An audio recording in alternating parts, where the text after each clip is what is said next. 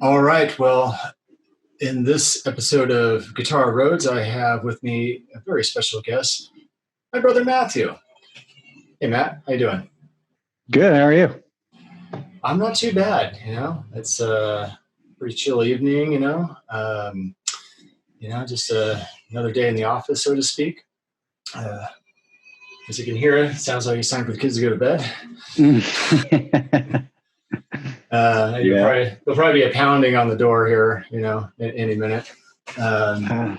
Speaking of which, he's really taken to your drums. Oh, good. Yeah. Any chance he gets, he just hits stands on the hi-hat. Yeah. With this look of glee, Yeah. So well, I think, yeah. Well, I mean, that's kind of funny. That takes it back to kind of what I want to talk about today. And I kind of been holding off on doing something. I did one little video of you can see back there where I made a picture frame. Mm-hmm. And eventually I want to do a guitar. I always kind of was curious how to, I never quite got it right. So maybe this time I can, but I digress. Just talking about the death of Eddie Van Halen and kind of what he meant to us in our lives. And I couldn't think of any better person to talk to about it than you. And just to kind of, backstory, Matthew and we had the Van Halen thing going. It was very storybook, if you will, where it's Christmas morning. I got that SG back there. I think I was 16 or something, maybe 15. No, I think I was 15. Mm-hmm. And we had been playing together, but you were I remember you're on bass, and that would, it was kind of okay. And then I remember walking around with Mom and, to get your Christmas present that year, and it was rollerblading was really big. It's the 90s. Yeah. And we couldn't find the place or something. It was really hard to find. And I remember, we're just getting frustrated. It's let's just go get him a drum set, So it was really, simple as that. And then I remember I got the SG that Christmas as well with a Marshall amp. And then that was it. I think we played. We kind of just started playing immediately. It just kind of just clicked from the word go. It was kind of it was pretty wild. What are your memories? Well, I certainly missed out on a career in rollerblading. There's still time, Yeah, I hear they're making a comeback. I don't know. Yeah, I think I'll be on the forefront of that movement. No, it was Christmas of, what year was that? 97? No. Oh, I was 15. 95. Uh-huh. Yeah. And or 94, Christmas of 94. Because we started getting a band together the fall in 95. Maybe it was 95. Yeah. So I was 13. Okay. Yeah. Okay. So I just turned 13. Yeah. I just remember, I think just waking up and seeing presents. And I think the first thing I opened was the cymbals. I was like, wow, you got me cymbals. And it didn't really click. What am I going to do with these? Pardon the pun. Yeah. There you go. And then there was another, it was all boxed up separately, and I opened up another one. There's a tom-tom, and I was like, oh my gosh, I've got a drum set. And I just started tearing it open, and it was probably the best gift I ever got, as a child. What did that feel like? It was just exciting. Felt right. It's a good word. Just felt right. Mm-hmm. Yeah. Yeah. I was just very happy and just, I was pretty thrilled. I wasn't even looking to be a drummer. It wasn't even on my radar at all. I think you might have suggested it you dropped a line about it once because, Do you know why? Van Halen. Yeah. Yeah, pretty much.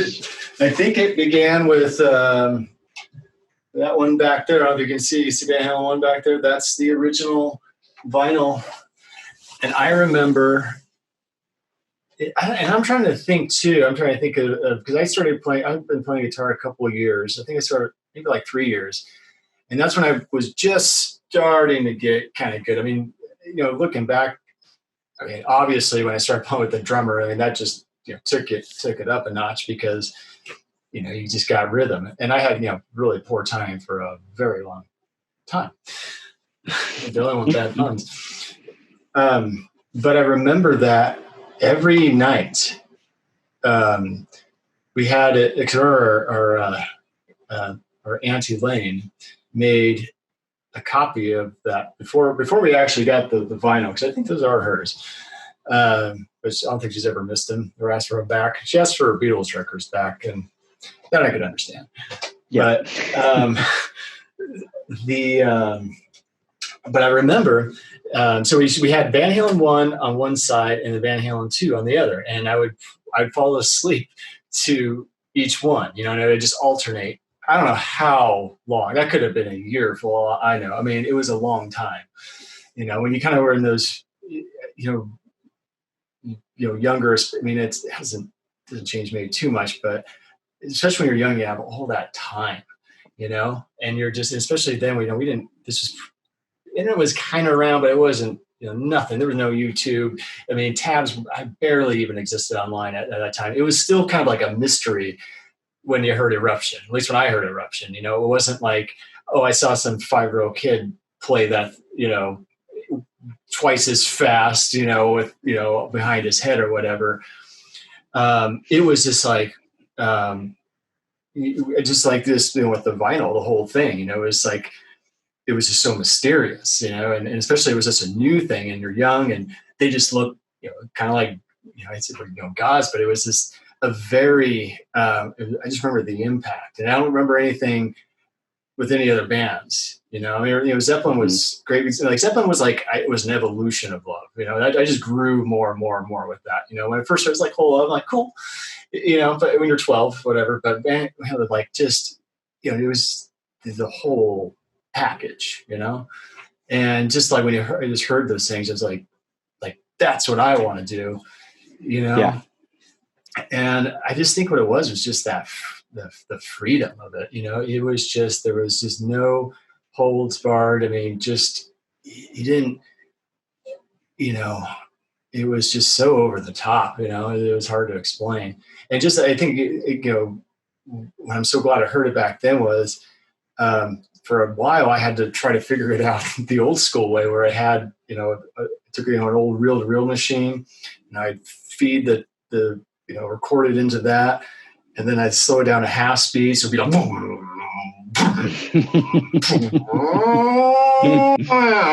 it's like, is that a pull-off? And you just go back and forth, or then you go to the go to Gatsby's, because they had the whole, and there was like Abemetti's or something. Yeah, music store. Monterey, yeah. Or Salinas was where it was at that time with the music stores, and especially Gatsby's. And so you go there, and you go and you read through, and you try to memorize the tab, you go back, yeah. And then you go back maybe the next day or so, and you pick it up where you left off, and you see if yeah, it was hard, it was, and it was, I remember when tab came out online, it was just like, oh, finally, and that's when I really started to kind of figure that stuff out. I mean, so, but I just remember that, just being obsessed, especially in the beginning, and,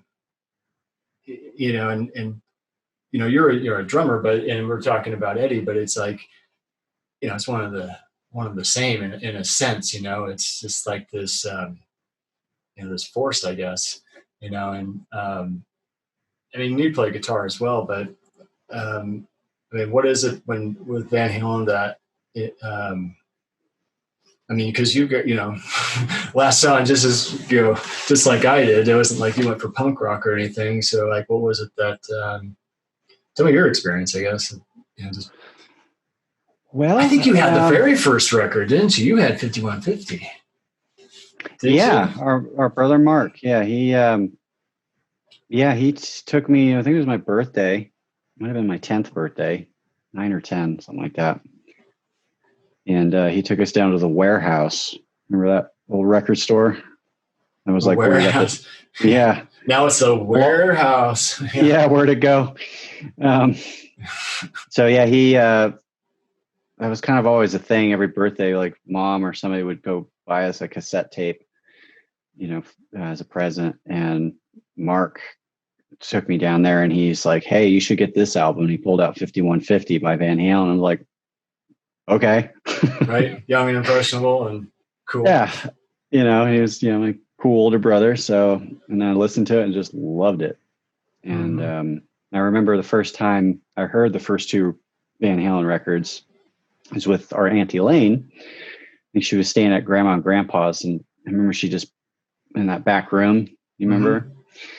And I remember her playing that. I just remember hearing Eruption for the first time. And it was like, that's what I want to do. It just jumped out at you. And it was, it's just like this pure primal energy that's in our DNA as humans that they just put on that, put on the wax, as they say. And it just, I don't know. It struck a chord for, We're full of bad puns tonight. Oh gosh. Yeah. We should take this on the road. Yeah. Yeah. It's like a breath of fresh air. This is 1995, I mean, they'd already been out.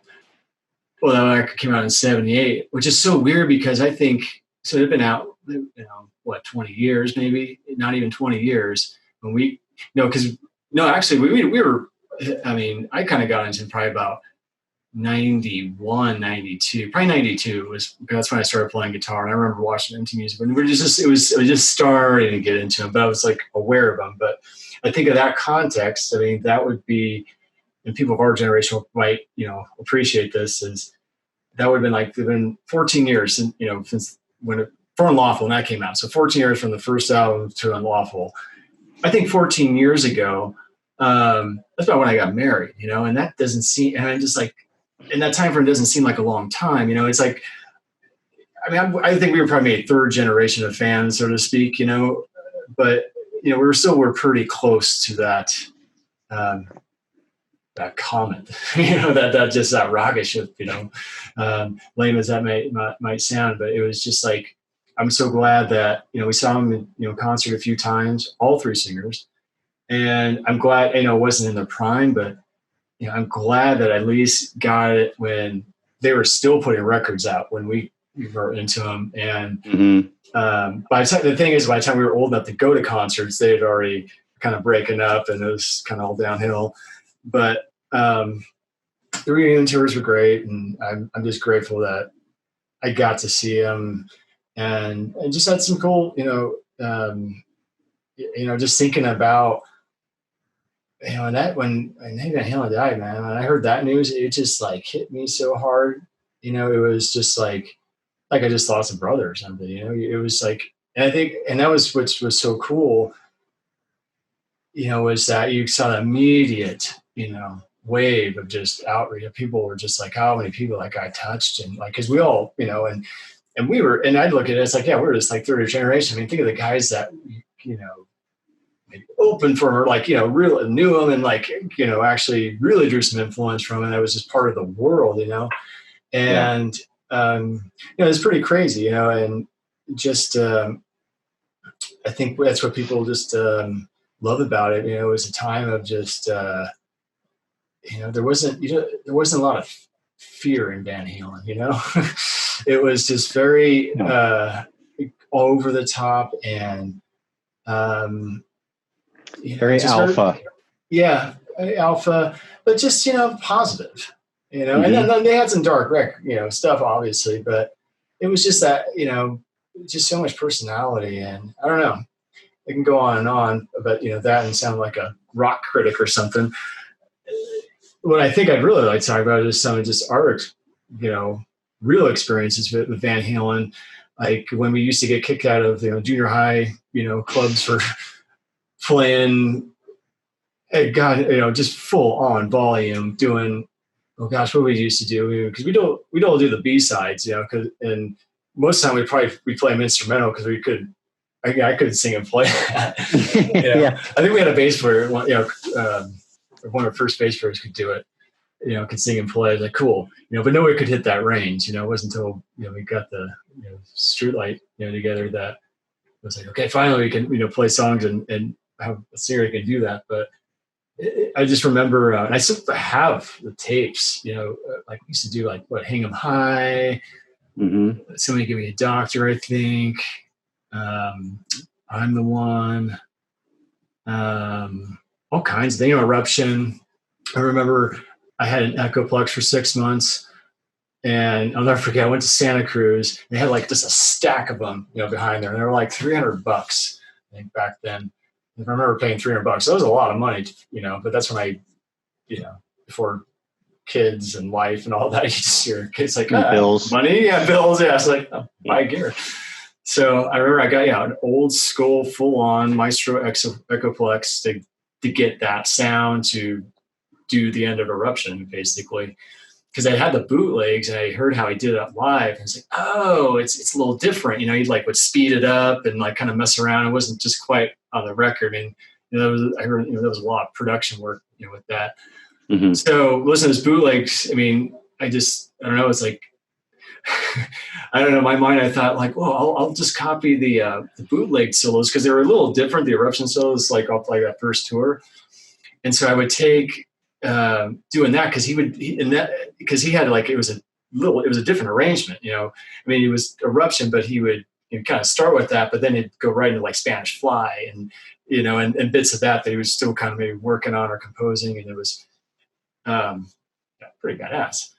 And but it was one of those things, short of the ending, like not a lot of people would even know, was kind of Eruption. So I don't know. That's what I kind of thought, or I just wanted to do something interesting. And so I remember, doing that at a show, and that was like one of the only times the Echoplex worked. And because I broke down shortly thereafter, I think right when we went to the recording studio, it just didn't work. But I remember I got to work this one show and I got it done, perfect, and I remember that was a really cool moment. I just remember turn around and it's just like, because it was all punk rock and stuff, no one's doing that kind of stuff anymore.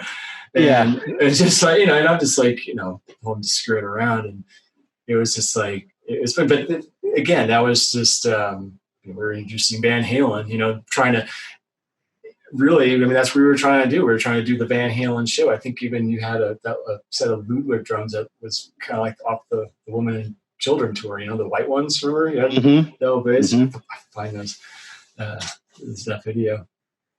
But I mean, looking back, I think we were trying to just, obviously it's for the typical adolescent, teenage things of just, getting girls and being cool. But Van Halen was a great way to show off, and because nobody was doing that stuff. It kind of died. I mean, it was very anti-Guitar Hero, and I was always the weirdo. We were the weirdos.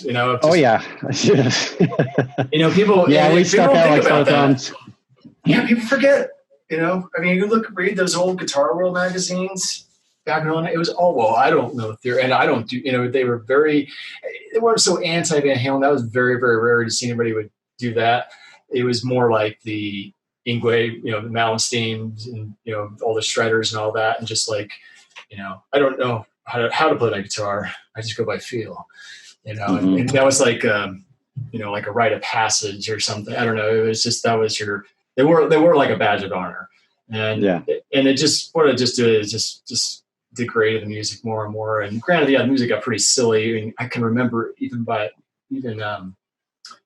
in like early 90s, literally getting a headache from a metal song that, their second, it was always, you got the Hard Rocker was the first single, and the second was the Cheesy Ballad, You know, it was the 1-2 punch that they just did over and over again. And by the time they got to the tail, I remember it gave me a headache.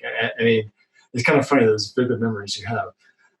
But no, I think Van Halen's, you know, kind of saved me, you know, as a teenager of getting through that, you know, and because that's all we kind of did was, you know, we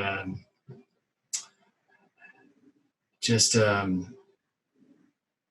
freaking played. You know, we woodshedded, you know, and wasn't much else to do. Yeah, no, we were kind of, you know, homeschooled, and people thought we were just disappeared, you know, like we moved away and then we kind of just, you know, came back into society or something after, you know, just slaying away on, you know, not all just Van Halen songs. I mean, I think with Van Halen was, it started with Van Halen, like, gosh, I want to do a road. That's awesome. They're like, well, that's really hard. You know, maybe I should back, you know, it's like, well, how did Eddie learn? And then I started, you know, kind of reading some interviews and, you know, talk about Cream and Clapton. So that's how we got really into Cream and Clapton. I got with Ginger Baker, and then I remember being, that's still a little hard. And then I went back another step to, like, you know, Blues Bakers. But then when I started reading Clapton talking about, you know, Hubert Sumlin, you know, Howlin' Wolf, you know, his guitarist, and Buddy Guy and all that. Then when I got into blues, that's when I was like, okay, here's where it's at. You know, that, you know, Chicago electric guitar blues. That stuff was great. And so what I did, and then I just then I went forward, you know, from there. It's like, you know. Yeah. I mean, that's, it speaks a lot to you that you, I mean, even asked that question of like, well, how did Eddie learn? And then that led you to Clapton. And it's like, well, how did he learn? And that led you to the blues. And I think that was probably the most important question you could have asked as a young musician. That probably I would guess many don't, because that laid a foundation for your play. I'm just talking about you personally. Because not only you can do all the shredding stuff now, but you've got that soul, that feeling that came from the blues, which is like, and that Eddie had that too, you know. Mm-hmm. It really is just sped up blues licks, and, you know, Clapton started with that, and then he just added that, you know, legato stuff. Yeah, because Eddie's pretty much a pentatonic player, or was. Totally. You know, I want to pause real quick for technical checking. You know, this is, you know, for one of the first times I'm really doing this, and I want to make sure I'm getting both of us here. Sure. So I'm going to just stop and hang out for 1 second. So I got my Music Man Axis. So this is not the actual signature model, but it's basically the same thing. I mean, it's the Floyd Rose, the D-Tuna. And just a solid, you know, I think it's got, you know, the neck that was, I think they could have did a CAD design of, you know, his actual neck or whatever, and you can kind of have some of the wear marks. It's a great guitar. I mean, I love. So solid. Yeah. Can you raise it up a little higher? Get a full view of it. Yeah. So, I mean, the design of that is just, what is it? A mix of a Strat and a Tele, basically, or a Les Paul and a Tele. And it's just, I mean, not only is it ergonomically, like for me anyway, like I love playing that guitar. It just plays so easily. It almost plays itself. Yeah, it's been through, you know, I've done a lot of shows with this guitar. So I was going to kind of show you what I meant by, you know, going backwards. Is let's see, I'll take like, so if this like an Eddie Van Halen, well, actually we'll start with the blues. This will probably make more sense. So I'll go blue, I'll do, you know, Chicago blues, and then I'll do kind of British blues, and then we'll go American blues. No, that wouldn't make sense. Van Halen blues. I don't know, but just basically, you know, how we, you know, you have like these, blues licks that Clapton took, and then Eddie Van Halen just listened to those and just kind of added his own touch to it. And I think it's kind of like, let's see.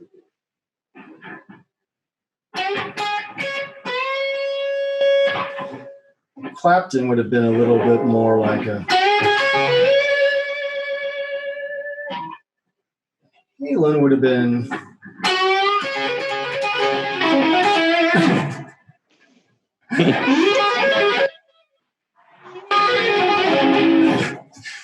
just kidding. But it was basically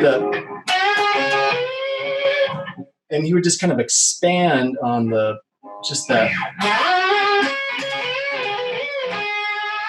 It was just like a little bit of attitude, that was just, I think a lot of it was just, the environment. I mean, this is 1970s California. It's fast and, people are, there was definitely an energy and lifestyle.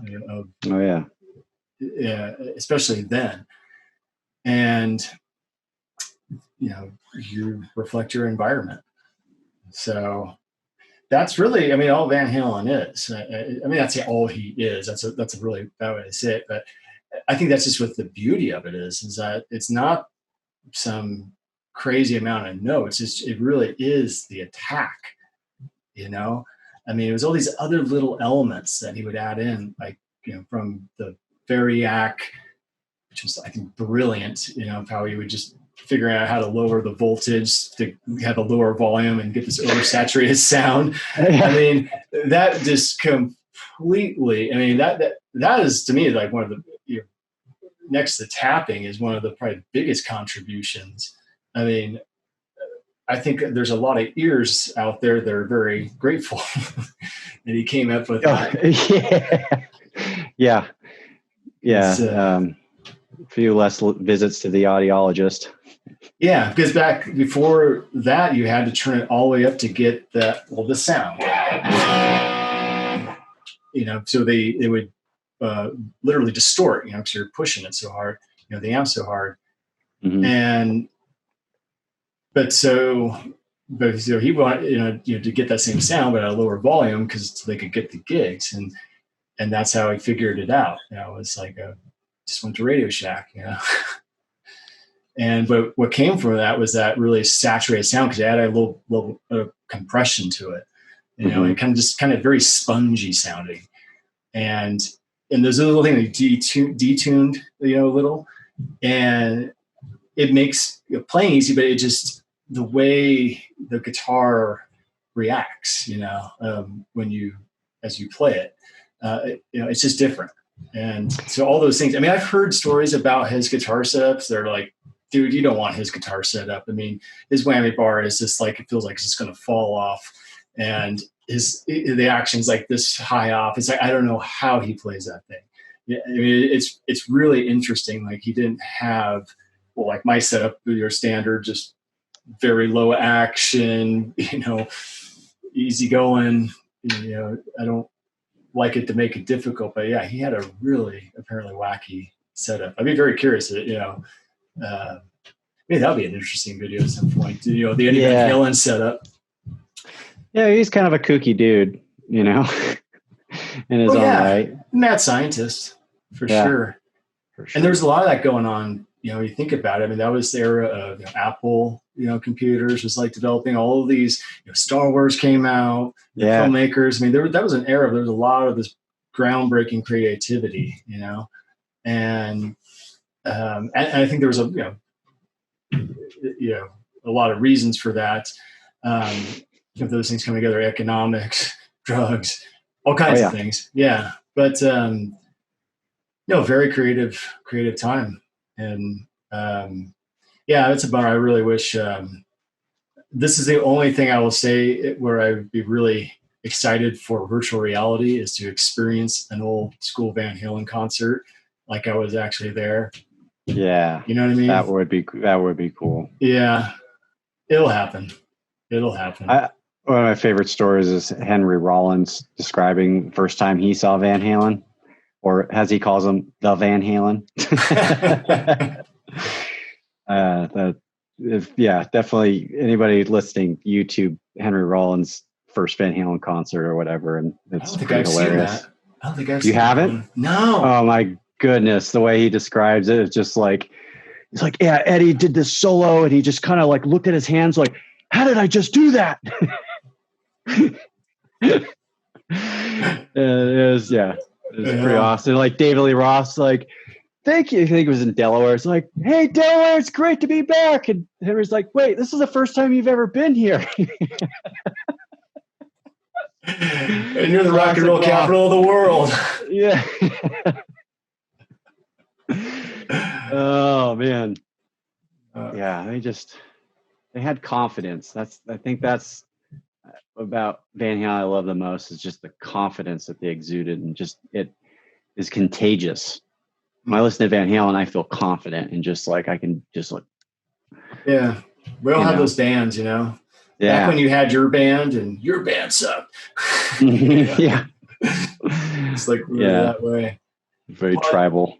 Yeah. Well, I kind of wanted to end this on just some of seeing Van Halen. Like I said, we got to see all three singers, and when we were, I say, old enough to finally go to the concerts.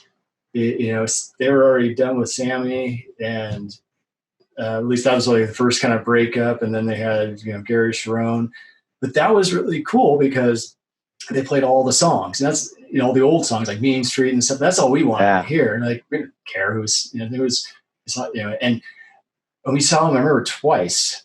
Mm-hmm. Once at the first one was at the Shoreline, when that was okay show. I mean, it was a great show. We were still like, it was freaking awesome. It was Van Halen. That's all I'm going to say. But the second one, and this is one I wonder if people, that were there, that, please leave a comment. The Paso Robles fair, or it was California State Fair in Paso Robles. Yeah, Mid-State Fair. Mid-State Fair. Yeah, that's what it was. And we remember we were at the grocery store and we see a sign for the Mid-State Fair, like Van Halen. Like, what the fuck? We're like, just, and apparently, I think our dad or somebody talked to one of the organizers, and it's like, how did you get Van Halen on this? And they're like, oh, they wanted to do the pig hunt or something. I don't know. But, okay. Here's Paul up on that one. But anyway, it was a cool show. It was like almost like a club show, because it wasn't a huge venue. I mean, it was like a fairground. I remember walking, we're like, I can't believe. It's like when we saw George Clinton at the Deschutes Fairgrounds, and it was at that little room. We're like, I really have a hard time believing that George Clinton's going to walk out in the next 5 minutes. I feel like I've been had, and it seemed like I really have a hard time believing that Daniel's going to walk out on that country, that fairground stage, and the cattle guards, the whole 9 yards. I mean, the dirt but the drums were there. The whole stage was set up. It's like, this is for real. Like, and I think we had just, I don't even know if we even went to our seats, maybe, but we just found a little pocket room off the side of the stage, Eddie's side, of course.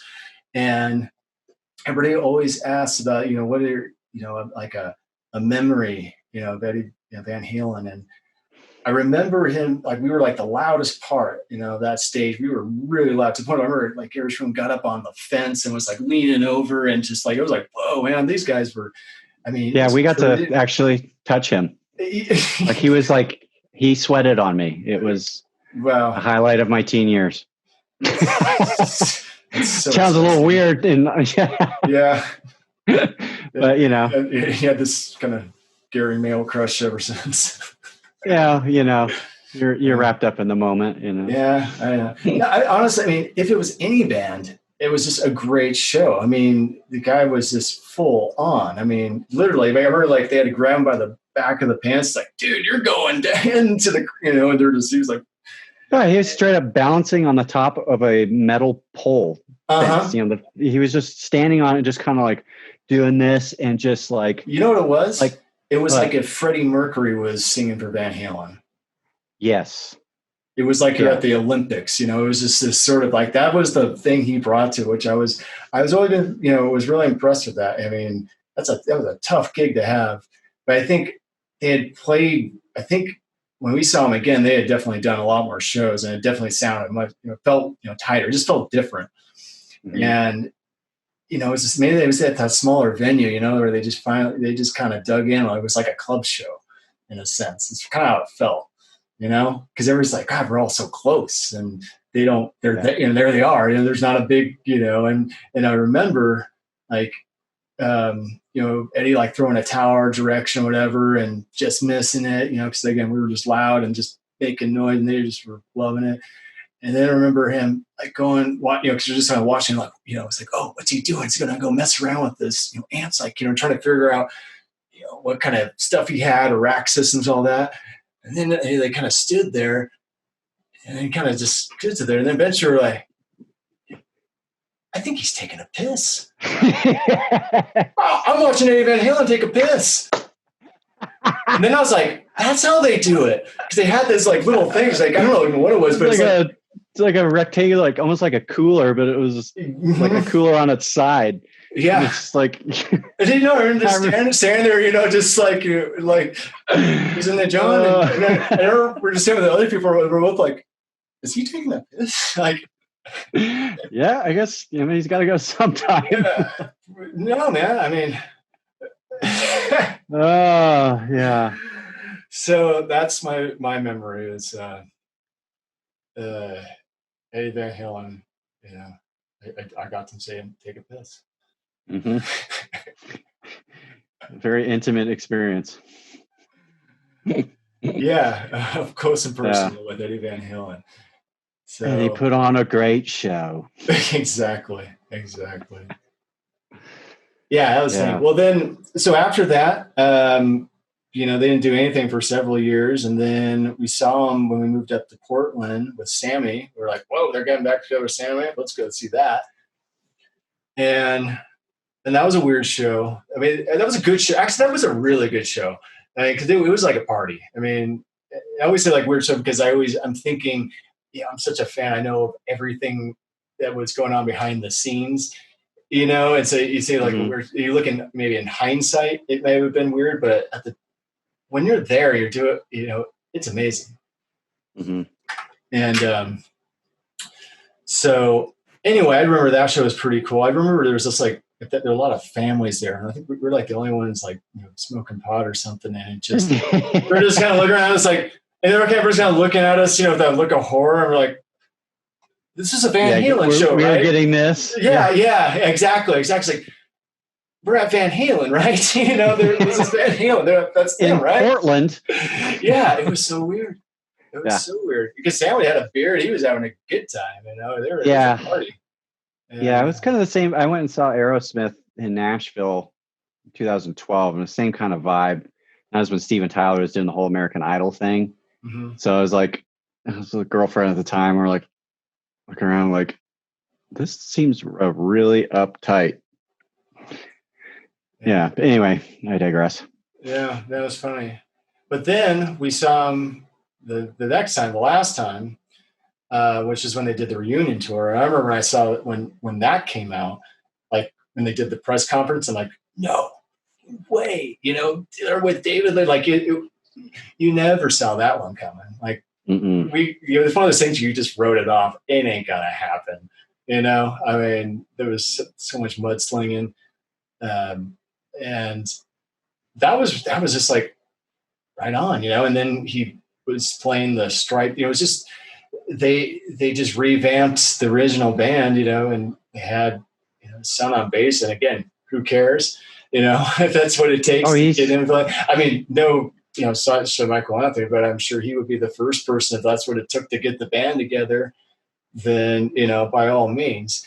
And Wolfie killed it, man. Yeah, no, it was that show. I remember at one point just closing my eyes, they're doing the whole thing. I'm just like picturing it's 1978 or whatever, and it was like Running with the Devil and just like finally, I never thought I'd get to experience it, just that chemistry. Yeah, that chemistry. That's really what it was. We wanted to experience, and that was by far probably the best show. They were just clean. everything was tight. They played all the good stuff with the original vocalist, you know, and it was just good, you know. It was just Eruption. I remember just watching Eruption and just being, it was just cool, you know. And you know, we were with and we were. It wasn't just us too. I remember, you know, I had to like, I think Funny was probably my girlfriend at the time, or maybe fiance, and but we were. Yeah, I remember it was like, oh, we get to be here with girls, and it was just like, you know, finally, and we could drink, and it was just a good show. You know, it's like everything just lined up for that one. You know, we had got a hotel room that in the city or not city, but you know, nearby, and it was just cool. And it was just, I'm just so glad I got to experience it before it left this earth, you know? Yeah. And so, yeah, man, I mean, that was a trip down memory lane. And, you know, and we carried it forward and lots of cover bands since. And again, trying to, you know, spread a bit of that Van Halen love, you know, because it's true. I think there is a little bit of Van Halen in everybody. Oh, yeah. Even if you don't want to admit it. Exactly. Yeah. So anyway, well, yeah, I think that's all I got. Well, thank you, Matthew. Yeah, thank you. It was fun. I said, why don't you send us off with some licks, your favorite Eddie licks? Okay, let's see here. I was just thinking of one thing that I'd never heard before was you know, the bar dive. You know, Hendrix would kind of do it with the kind of stuff, but Van Halen was the one who had that.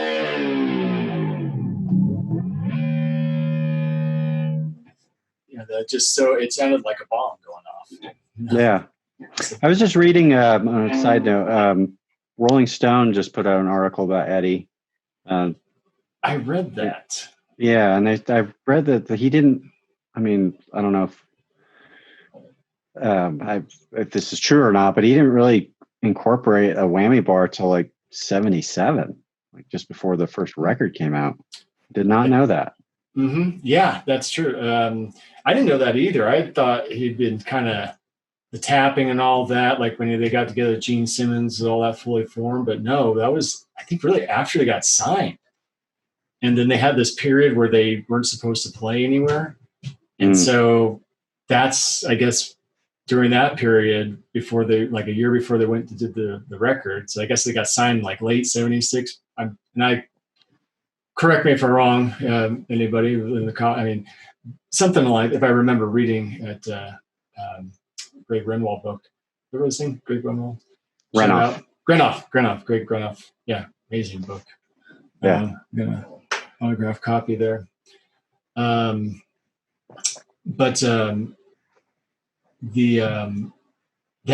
was the thing. And yeah, I thought it was just something they'd been doing for a couple of years, but it was really right before the record. And it's like almost it just kind of came together, you know, right at the last moment. You know, the whole thing kind of synced up.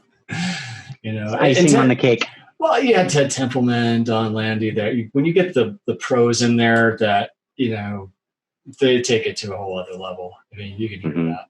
When you hear listen to those demos, I mean, it's there, but they definitely made it into something where it just spilled all over that record. You know? Yeah. But all right, yeah, let's play a few more here. Another one I always liked is a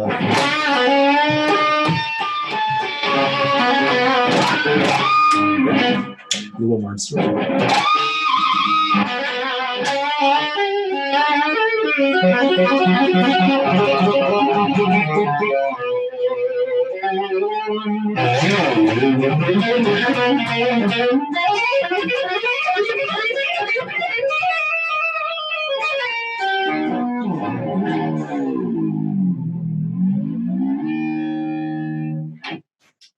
He said he made a mistake or I played that wrong. There's a video I think somebody did on that. I'd be very curious. I can't remember what part it was, but it's very interesting how he was just like, I could have done better. Okay. I get it. You know, where you're just kind of like, you always want to push yourself, but man, Yeah. you know, it's sometimes that's just, you know, a moment in time, man. Well, thank God Don Landy had the gumption to press record. Right? Yeah. And just, yeah, it's crazy. Anyway, well, thank you so much, Matthew, for joining me. And yeah, thank you. Yeah, this is great. A little trip down memory lane.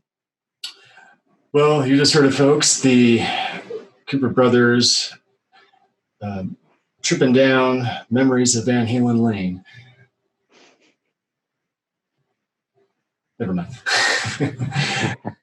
Anyway, thank you, Matthew, and rest in peace, Mr. Van Halen. You know, I love that video. I think I shared it with you, where he was just like, keep playing.